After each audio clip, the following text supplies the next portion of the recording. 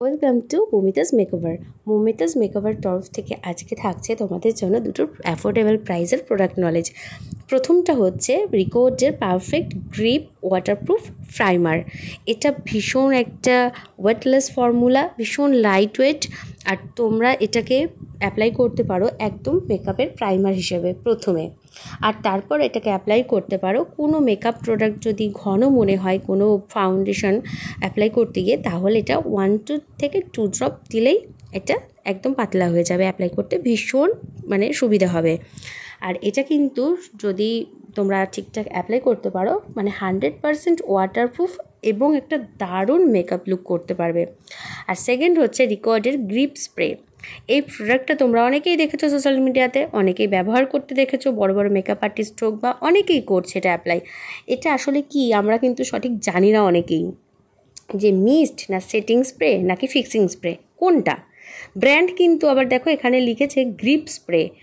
তো চলো আজকে তোমাদের সাথে সেটাই শেয়ার করি ডিটেলসটা, যেটা অ্যাকচুয়ালি কি।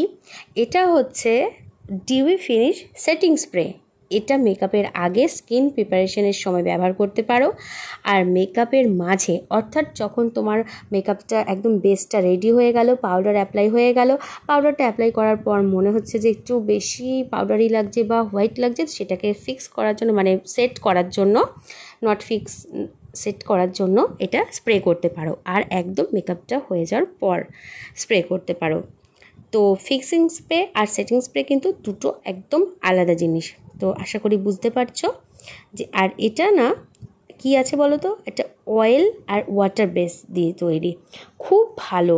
আর ভালো করে দেখো, এটা জল আর তেল যেমন মিশলে যেমনটা দেখতে লাগে ঠিক সেরকম, কারণ এটাতে অ্যালোভেরা আছে, অ্যালো জুস আছে।